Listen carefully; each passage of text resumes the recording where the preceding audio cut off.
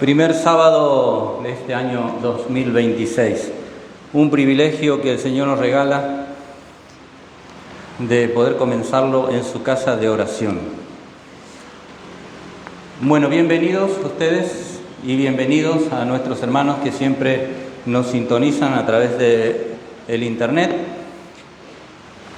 Sean todos llenos de la gracia y de la misericordia de Dios. Hoy hoy estamos completando o terminando ya esta serie de las trompetas, y a medida que vamos avanzando me doy cuenta de lo bendito y grandioso Dios que tenemos, porque cuánta exactitud, qué maravilla cómo Él ve las cosas hacia adelante y no se equivoca. Y a medida que va pasando el tiempo, que transcurren los años, nosotros podemos notar perfectamente cómo la profecía es segura. Por eso el Señor dice, ¿no?, que tengamos en cuenta la profecía que es más segura. Entonces los invito inmediatamente a ir al libro de Apocalipsis, capítulo 9. Habíamos hecho el sábado anterior el repaso del capítulo número 9 también, pero en la quinta trompeta. Nos habían quedado algunos detalles y la quinta y la sexta van de la mano. La quinta trompeta y la sexta van de la mano. Entonces, para poder entrar en el contexto, yo tengo que una vez más remontarme a la quinta. ¿Por qué? Aquí vamos a notar en el capítulo 9 dos líneas de tiempo. Dos líneas de tiempo, y debemos comprender qué significa esto. Las líneas de tiempo tienen que ver con años, ¿verdad? Entonces, ¿cómo podemos identificar en estas dos líneas de tiempo el tiempo que transcurría mientras la quinta y la sexta trompeta estaban sonando? Como para ubicarnos en el tiempo real. No podemos darle una aplicación equivocada a la trompeta, porque nos salimos de la verdad y nos salimos especialmente del santuario. Entonces, para comenzar, tenemos que leer en el capítulo 9 y en el versículo, vamos a leer desde el primero hasta el versículo número 5. Y dice: y el quinto ángel tocó la trompeta, y vi una estrella que cayó del cielo a la tierra, y le fue dada la llave del pozo del abismo. Y abrió el pozo del abismo, y subió humo del pozo, como el humo de un gran horno, y se oscureció el sol y el aire por el humo del pozo. Y del humo salieron langostas sobre la tierra, y les fue dado poder como tienen poder los escorpiones de la tierra, y les fue dado o mandado que no hiriesen o no hiciesen daño a la hierba de la tierra, ni a ninguna cosa verde, ni a ningún árbol, sino solamente a los hombres que no tienen el sello de Dios en sus frentes. Y les fue dado que no los matasen, sino que los atormentasen 5 meses, y su tormento era como tormento de escorpión cuando hiere al hombre. Ya explicamos lo que esto significa, ¿verdad? ¿Quiénes eran estas langostas? ¿Qué significaba el pozo del abismo? Vamos a notar también ahora quién es esta estrella que cae, no es que es enviada, cae del cielo y se le da la llave para abrir el pozo del abismo. Y ahora también vimos lo que eran las langostas, pero el detalle está en que tenían que herir solamente a los que no tenían el sello de Dios y atormentarlos por 5 meses. ¿Qué son 5 meses en la profecía? ¿Cuánto tiempo? 150 años, ¿verdad? Años. Eso lo vamos a ver ahora en un PowerPoint. La cuenta la vamos a sacar entre todos. Aquí menciona 5 meses 150 años, donde estas langostas tenían que atormentar a los hombres, pero no tenían la autorización de matarlos, sino solo atormentarlos. Esto vimos que eran las incursiones de los otomanos al poder romano, que durante todo este tiempo iban y venían, los saqueaban, los maltrataban, los mataban, y ellos hasta al punto que querían ya dejar de existir, pero el Señor tenía un propósito y se cumplió este propósito. Pero hay otro periodo más, y ahora ya vamos a ver a la sexta trompeta. Vamos al versículo 13, que es donde nos vamos a detener más tiempo, y dice: y el sexto ángel tocó la trompeta, y oí una voz de los 4 cuernos del altar de oro que estaba delante de Dios, diciendo al sexto ángel que tenía la trompeta: desata los 4 ángeles que están atados en el gran río Éufrates. Este detalle lo tienen que tener bien en cuenta. Son ángeles que están, ¿cómo dice? Atados. No son estos ángeles que son enviados del cielo, sino que son ángeles atados. ¿Qué significa esto? Y es importante tenerlo bien claro como para saber qué está diciendo Dios en este momento. Estos ángeles estaban atados, y ahora, ¿qué se le dice al sexto ángel? Que se los desate. Ahora, otro detalle más. ¿De dónde viene la voz? Dice: y el sexto ángel tocó la trompeta, y oí una voz, ¿de dónde? De los 4 cuernos del altar de oro que estaba delante de Dios. Ahora ubiquémonos en la profecía del Apocalipsis y del santuario. ¿Dónde estaban estos 4 cuernos del altar? ¿En qué parte del santuario?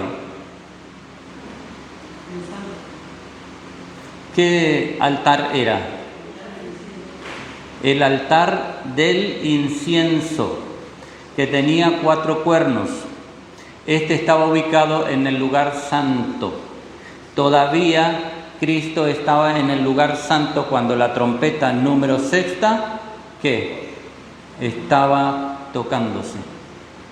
Estaba en el lugar santo del santuario. Y entonces diciendo al sexto ángel que tenía la trompeta: desata los 4 ángeles que están atados en el gran río Éufrates.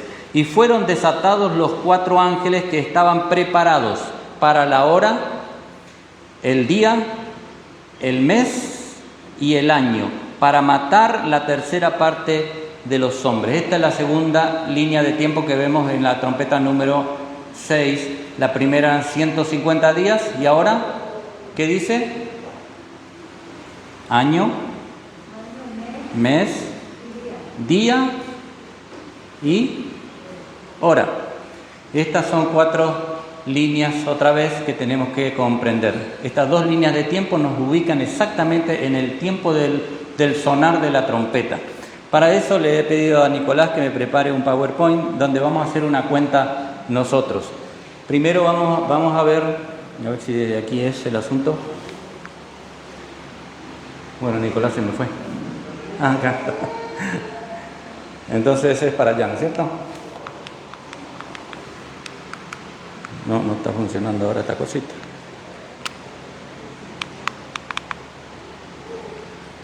A ver si lo puedes hacer funcionar. No. Vamos a decir que se quedó sin pila justo ahora. Bueno, esperamos un minutito hasta que se solucione esto. Vamos a hacer una cuenta. Nos va a llamar mucho la atención.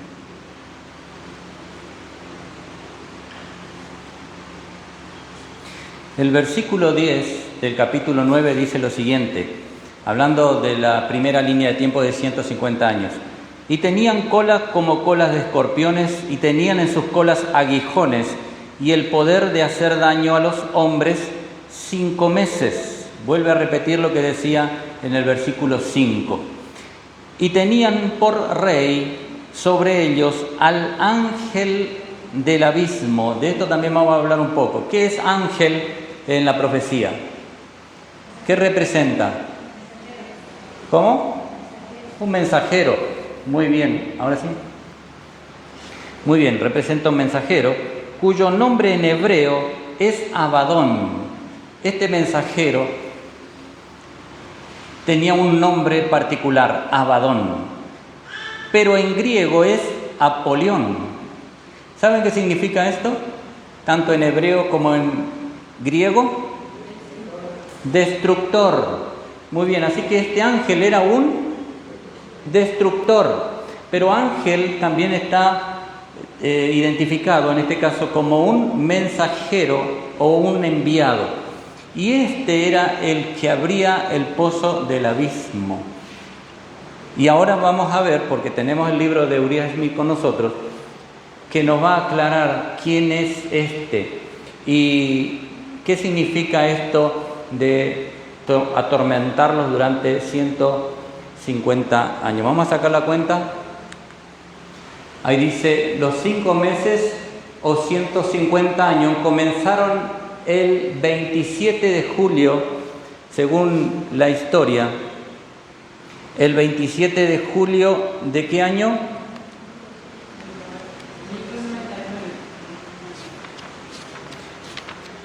Ustedes recuerdan que yo siempre les estoy diciendo que Uriah Smith es un compilador de historias, o de la historia profética en este caso. Él tomó de varios historiadores y hizo el libro de Daniel y Apocalipsis. No es que Dios le guiaba a él directamente, lo usó para hacer este trabajo. Y la sierva de Dios lo recomendó a este libro y a este pastor porque era lo que el pueblo necesitaba, no solamente para ese tiempo y para comprender el Apocalipsis y Daniel, sino hasta el tiempo del fin, dice, ¿verdad? Hasta el fin, sí, hasta el fin de la gracia. Bueno, entonces, teniendo eso en cuenta, miren lo que dice este historiador.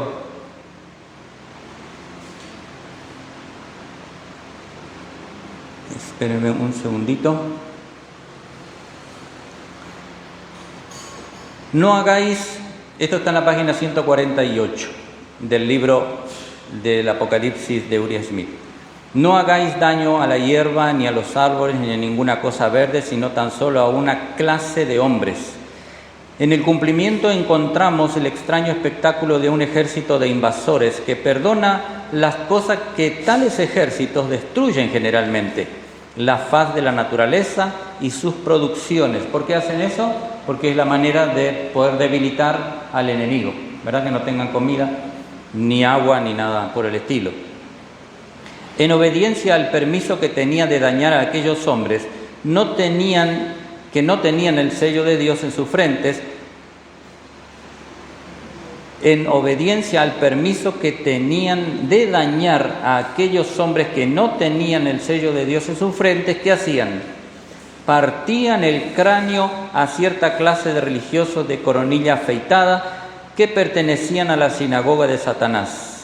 Parece que se trataba de monjes o de alguna otra orden de la Iglesia Católica Romana. Y luego el versículo 5 dice, y les fue dado que no matasen, sino que los atormentasen 5 meses. Y su tormento era como tormento de escorpiones. Sus constantes incursiones en territorio romano y sus frecuentes asaltos contra Constantinopla misma eran un tormento incesante en todo el imperio, al que no podían, sin embargo, subyugar a pesar del largo periodo al cual se alude más tarde, durante el cual, por medio de sus ataques incesantes, continuaron afligiendo gravemente a una iglesia idólatra de la cual el Papa era la cabeza. Y aquí va a aparecer, ya les voy a dar la fecha a la que él hace mención.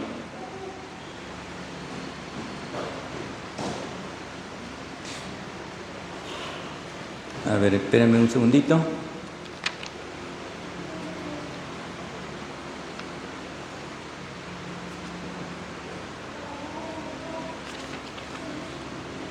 Bueno, no la encuentro inmediatamente, pero ya inmediatamente que la encuentro vamos a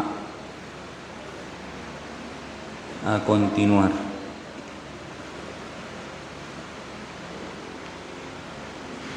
Bueno, 27 de julio, no tengo la página en este momento, pero dice el 27 de julio del 1299, Othman invadió el territorio de Nicodemia. Othman era el sultán o el ministro. Othman se llamaba. El sultán o ministro, el que comenzó el ataque con esta plaga al Imperio Romano que quedaba. ¿Cuál era? ¿Se acuerdan ustedes qué parte del Imperio Romano había quedado? El oriental, que estaba ubicado ¿dónde? Dentro de lo que era el Imperio Romano. Ya habíamos visto que Roma misma había sido atacada y había sido destruida.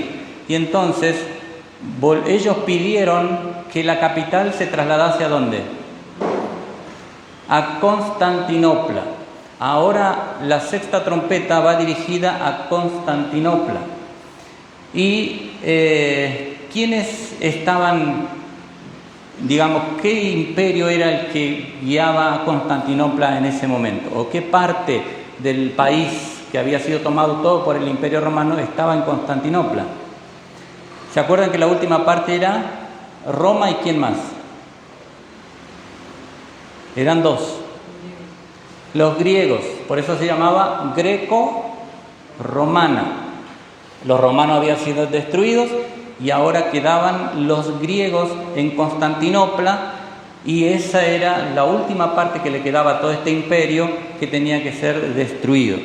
Y durante 150 años este Othman incursionó hacia ese lugar con sus tribus y fue un azote y un castigo constante para este imperio, lo que le quedaba del imperio, para que finalmente terminara destruido.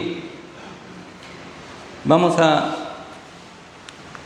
ver un poquito más. Ahí está. Este es Othman, que invade el territorio en el 1299. Y a eso, esa fecha, tomando en cuenta esa fecha, cuando comenzó el 27 de julio de 1299, le sumamos los 150 años o 5 meses, ¿cuánto nos da? Ustedes son rápidos en la matemática. 1449. En el 1449, entonces vamos a ver que sucede algo interesante. Vamos al versículo 12.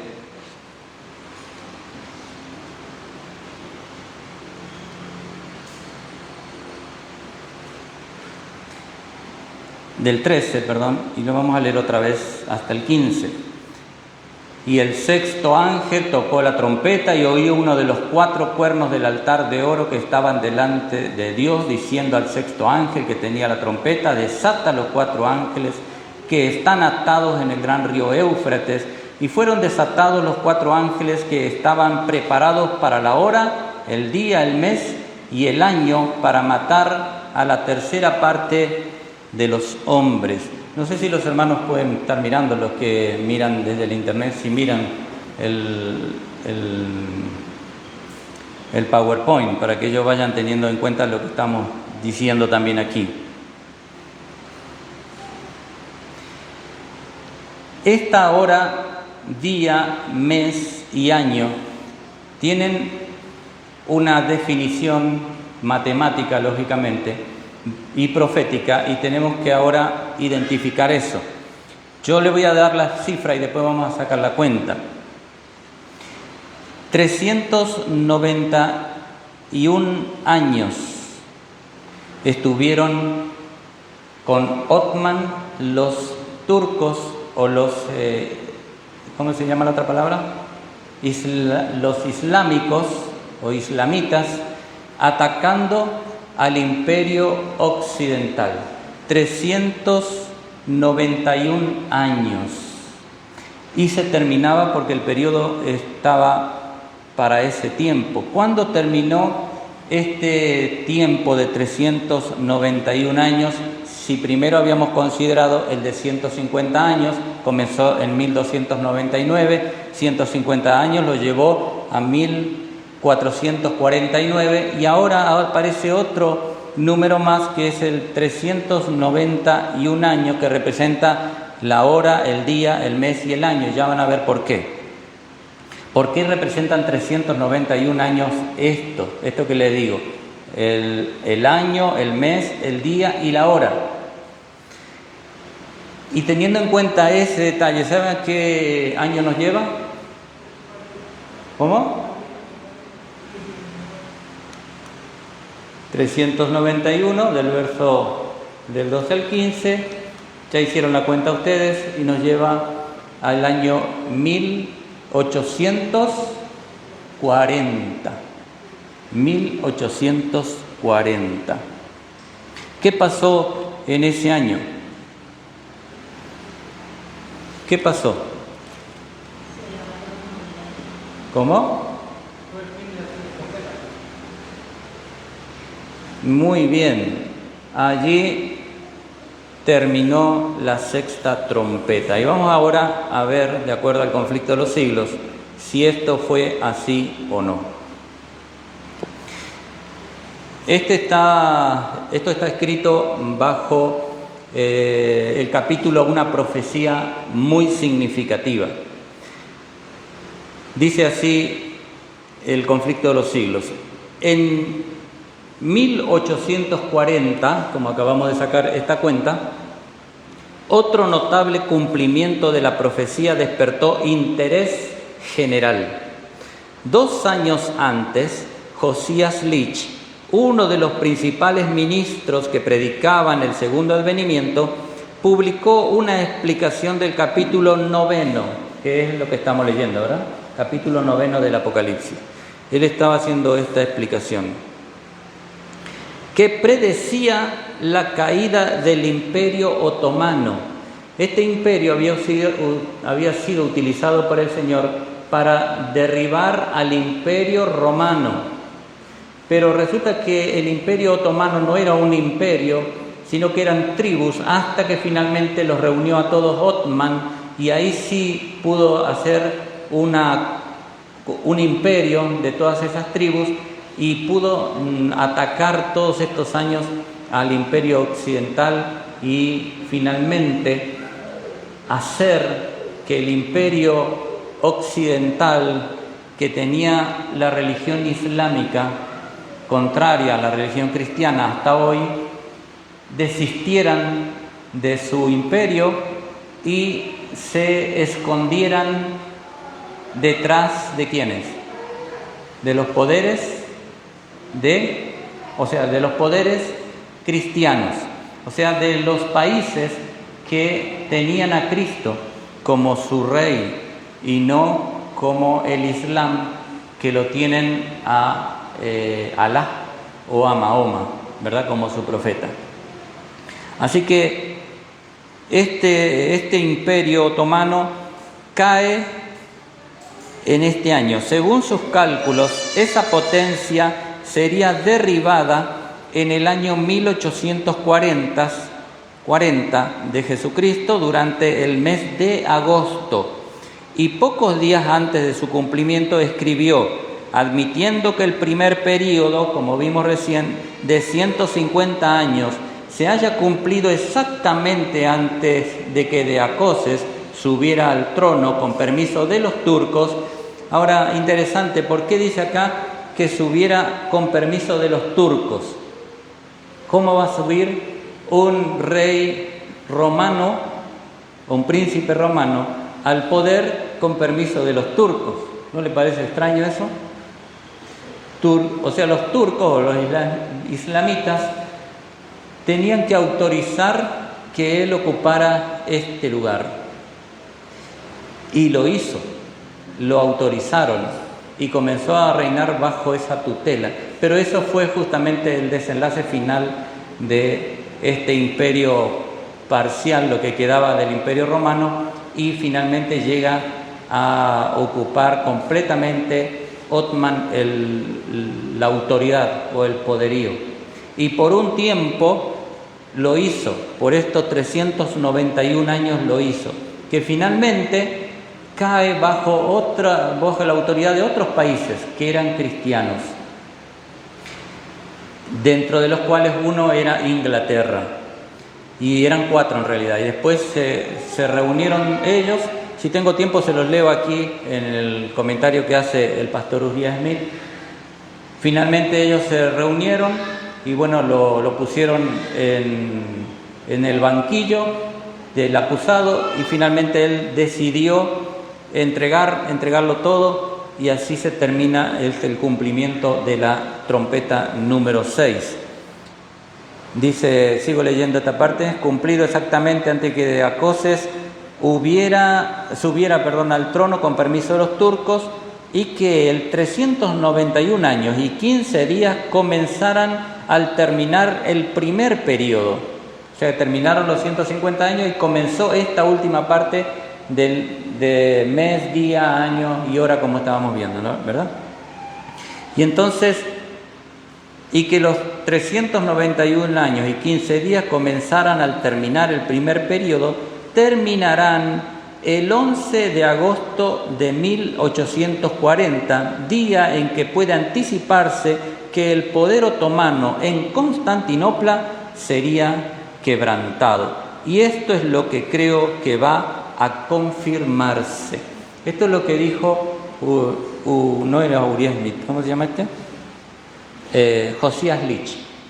Y tal cual, así él lo declaró, con la fecha que le dio, porque estudió Apocalipsis 9, sacó la cuenta de lo que era la hora, el día, el mes y el año, tomó en cuenta los 150 años que habían pasado primero, sumó todo eso y llegó al año, ¿cuánto era? 1840, y la fecha era el 11 de agosto. Haciendo todo ese análisis, él llegó a ese punto y dijo, esto va a pasar. Y la historia lo recalca, así sucedió. Se terminó el poder otomano y se pasó otra vez a las fuerzas aliadas del cristianismo en ese momento. Y entonces, a ver si aparece ahora la segunda parte, donde vamos a analizar que un día tiene 24 horas, ¿verdad? Por 12 meses, ¿cuánto tiempo es? Un día, 24 horas. Por 12 meses, si ustedes sacan la cuenta, les va a dar 360 días, ¿verdad? Y ahora, 12 horas, que es la mitad de un día, por 6 meses le da 180. Le hago esta cuenta para llegar al final, porque nos interesa saber cuántos son 15 días. 6 horas por 3 meses dan 90 días, proféticamente. 3 horas o un mes y medio dice 45 días. Y 1 hora es igual, entonces, si un mes y medio son 45 días, o sea, 3 horas, ¿cuánto sería 1 hora? Hay que dividir los 45 por 3 y le da ¿cuánto? 15 días. 15 días. Y entonces, vamos a sacar toda la cuenta. Un año, 360 días. Un mes, 30 días. Un día, un año, 30 días o años, ¿verdad? Vamos a empezar de vuelta. Un año, 360 días o años. Un mes, 30 días o años. Un día, un año profético. ¿Cuánto era el día?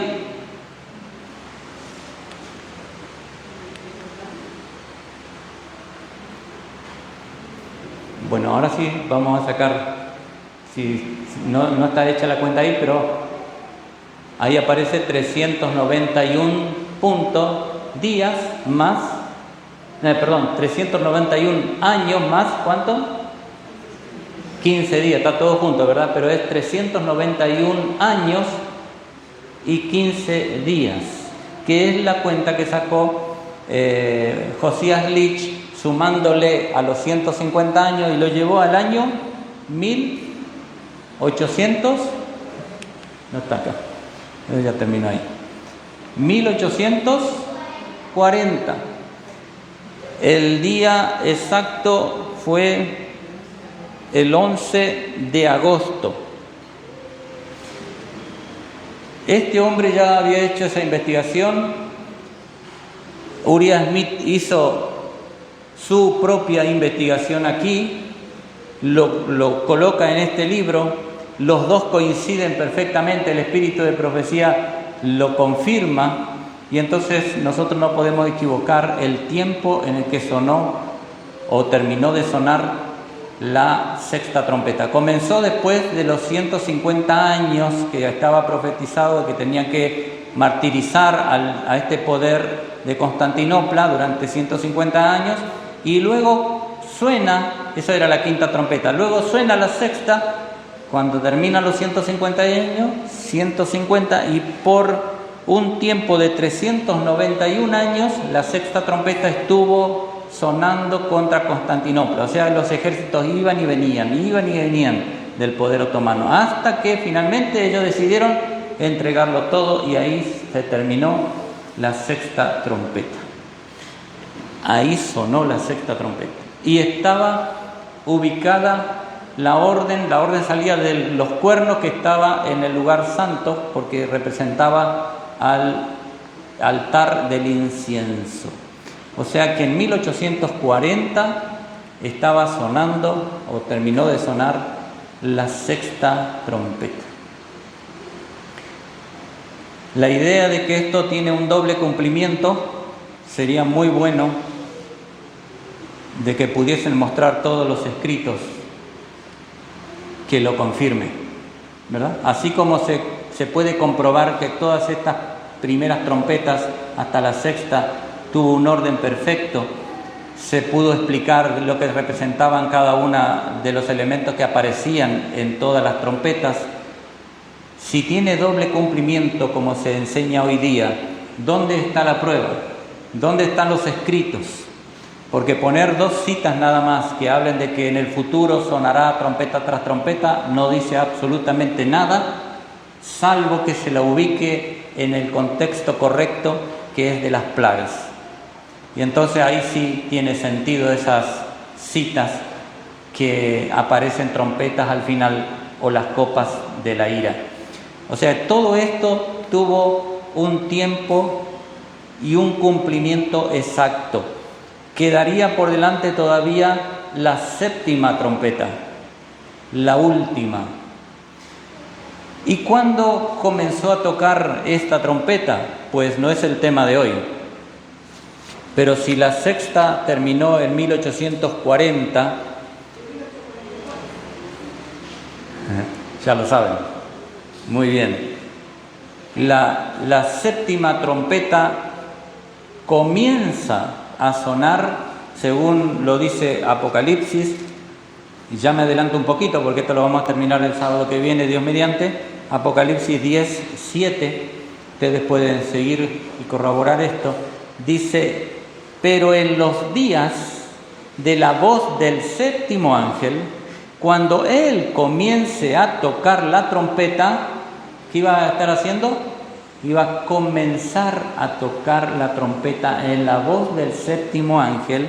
El misterio de Dios sería consumado. El misterio, era un misterio que se iba a consumar. ¿Cuál sería este misterio? De eso vamos a hablar el sábado que viene. Un misterio que se consumaría. Y comenzaría a entenderse todo esto cuando la séptima trompeta comenzara a sonar.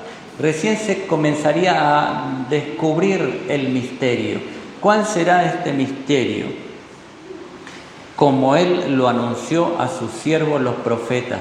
Así como Dios fue anunciando todas estas cosas a su siervo Juan, profeta, y a otros, entonces ahora, en ese tiempo, cuando comenzara a tocar la séptima trompeta, la sexta terminó en 1840 y comenzaría a tocar la séptima. ¿Exactamente qué fecha comenzó a tocar? A ver, el 22 de octubre de 1844 comienza a sonar la séptima trompeta. que es que Cristo ya sale del lugar santo y pasa al lugar santísimo del santuario. O sea que la séptima trompeta suena en el lugar santísimo, no en el lugar santo. Y el lugar santísimo, de paso, ¿ya dejó de funcionar como el lugar santo? ¿Ya dejó su ministerio Cristo? No. Está en vigencia todavía y todavía la séptima trompeta sigue sonando, sigue en su curso, avanzando hasta que termine. Y dice aquí, ahora ya que estamos, vamos allá, el capítulo número 11, verso 15, y el séptimo ángel, pero el sábado nos vamos a detener un poquito más sobre esto, dice, y el séptimo ángel tocó la trompeta, y fueron hechas grandes voces en el cielo, que decían, al decir aquí el séptimo ángel tocó la trompeta, quiere decir que ya se termina. Y fueron grandes voces en el cielo que decían, los reinos del mundo han venido a ser de nuestro Señor y de su Cristo. ¿Cuándo ha de suceder esto? ¿Cuándo todavía?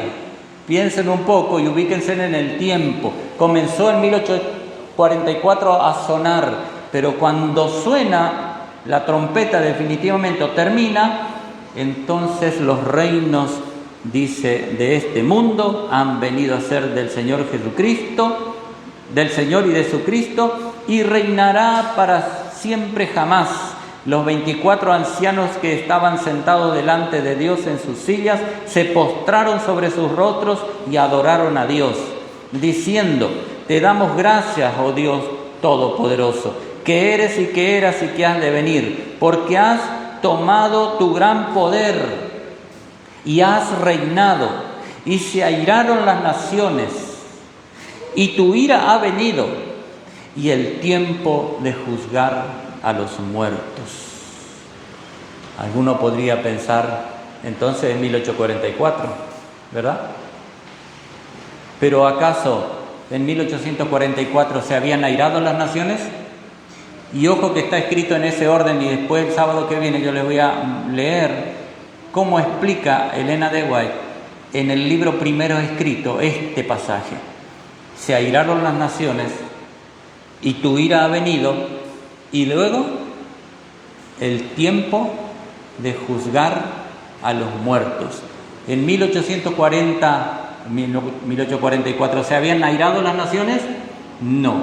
¿La ira de Dios había venido? No. ¿Y entonces cómo iba a estar el tiempo de juzgar a los muertos?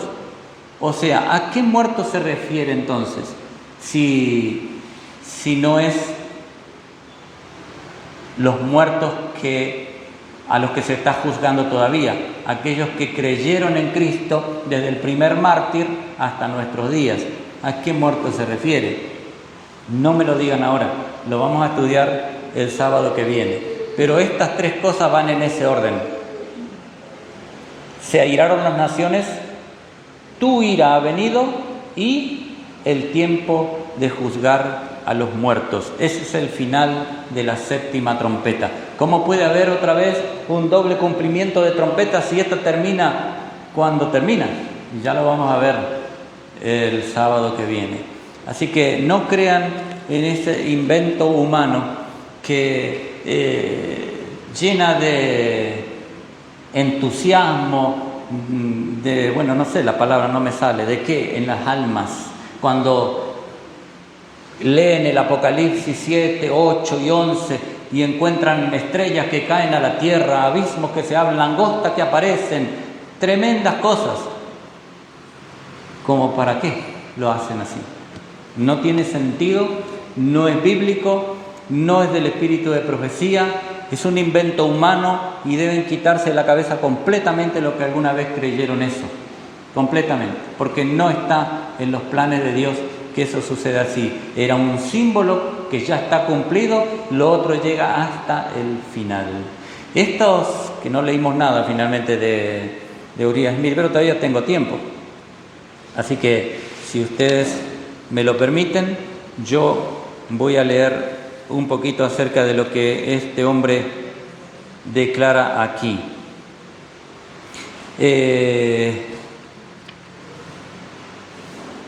Quiero leerles sobre el versículo 17 y lo vamos a leer primero para que tengamos una idea de qué se trataba, para que no se asusten o dejen ya esas ideas que podrían haber quedado en la mente de algunos y dañarlos. Dice el versículo 17: y así vi los caballos en visión, y los que sobre ellos estaban sentados, los cuales tenían corazas de fuego. Estoy hablando del capítulo 9, ¿verdad? Verso 17. De jacinto y de azufre, y las cabezas de los caballos eran como cabezas de leones, y de la boca de ellos salían fuego y humo y azufre. Imagínense, qué espectáculo ver una cosa así, ¿no? Un caballo con cabeza de león, pero que de su boca sale, o de su cabeza, dice acá, no, de su boca salen fuego, humo y azufre. Antes, en todas las invasiones que habíamos visto, ¿cómo peleaban? ¿Cómo peleaban ellos, los ejércitos de antes? ¿Cómo eran las guerras? Con espadas, con arcos, con piedras, tenían sus escudos y utilizaban mucho el fuego. Por eso cuando se ven las estrellas que caen en distintos lugares y ahí se ve el fuego, era porque ellos destruían todo con el fuego. Destruían los campos, destruían los barcos, destruían las ciudades. El fuego era muy utilizado, pero tenían como armamento las espadas, las lanzas y las piedras, porque tiraban también con máquinas que ellos habían fabricado. Entonces esa era la manera. Pero ahora entra otro elemento. ¿Qué era esto? ¿Qué era? Fuego, humo y azufre. Eso antes no existía. Muy bien. Comenzó a utilizarse la pólvora. Pero cuando Juan ve en visión hacia adelante, a él se le estaba mostrando toda la profecía, ahora ve esta imagen. Y cualquiera que mirase en la profecía eso, tenía que poder describirla de alguna manera. Y entonces él no se conocía. En la época en que Juan recibió la profecía, no existía la pólvora. Ellos peleaban con estos elementos que dije anteriormente. Pero ahora él ve algo distinto. No existía. Tenía que describirlo. Dice que de la boca salía fuego, humo, azufre. ¿Qué era esto? Y entonces les leo lo que dice acá este pastor Uriah Smith en la página 157 del libro. La primera parte de la descripción puede referirse al aspecto de esos jinetes. En cuanto a su color, el fuego es rojo, pues se dice comúnmente rojo como el fuego. El jacinto es azul y el azufre amarillo. Tales eran los colores que predominaban en la indumentaria de esos guerreros, en primer lugar. Miren cómo ellos se vestían. De manera que la descripción correspondía exactamente al uniforme de los turcos, que se compone mayormente de rojo o escarlata, azul y amarillo. Así como también hace descripciones de Babilonia y de la madre de la ramera, que da exactamente los colores que tiene y los elementos que usa, ahora también de los turcos lo dice.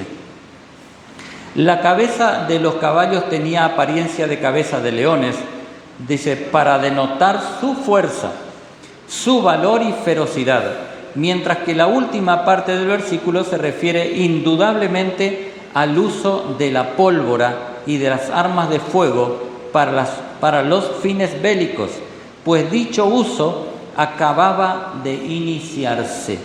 Mientras los turcos descargaban sus armas de fuego desde el lomo de sus caballos, ellos daban a quienes los miraba de lejos la impresión de que salía fuego, humo y azufre de la boca de los caballos. Lógicamente, ¿verdad? Ellos iban... Eso representaba también un poco el pelo, que decía ahí que tenían pelos como de mujeres. ¿Y?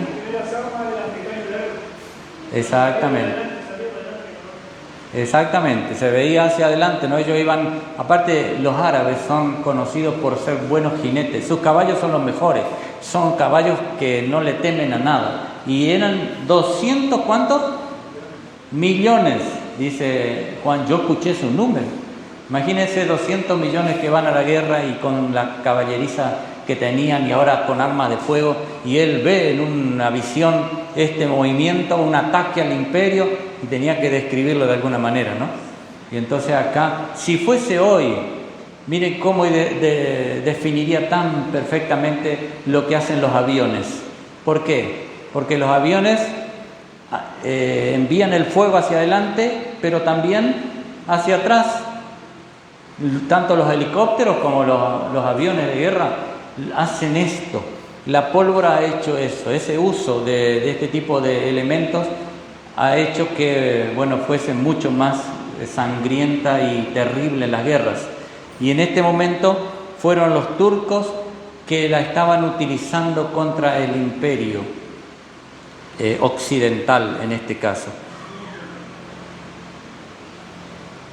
Los comentadores concuerdan en que la profecía relativa al fuego, el humo y el azufre se aplica al empleo de la pólvora por los turcos en la guerra contra el imperio oriental. Dije occidental, ¿sí, no?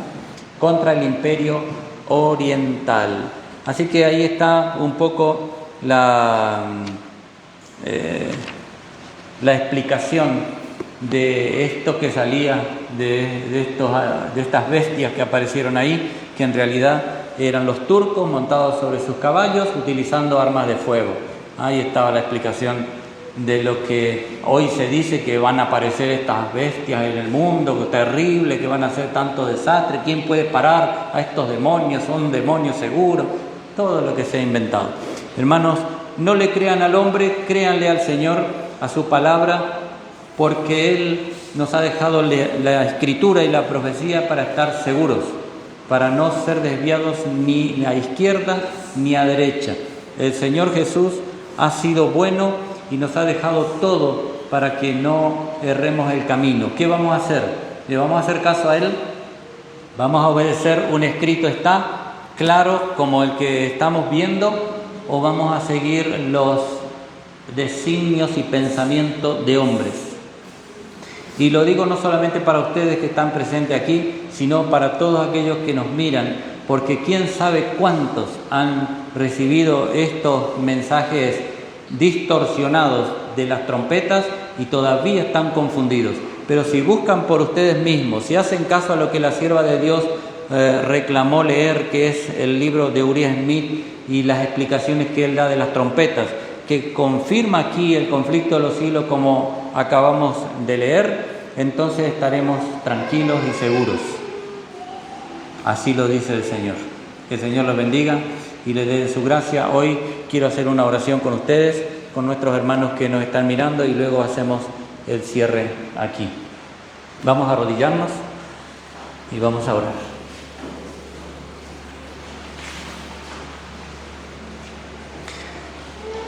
Eterno Padre que mora en los cielos, Señor, te agradecemos porque en tu infinita misericordia, en tu gracia y en tu amor, tú nos permites que en nuestras mentes se aclaren, Señor, las profecías que has dejado para este tiempo pasado, presente y futuro. Ayúdanos a no caer en la tentación y en el engaño.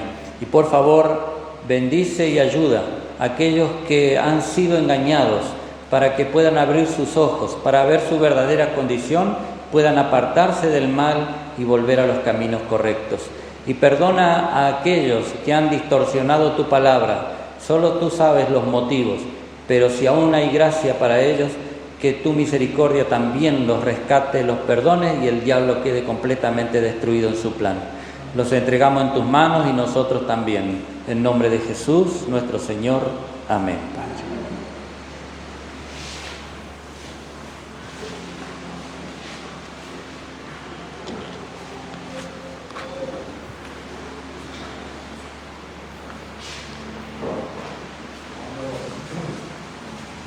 Vamos a finalizar con este bendecido culto con el himno número 218.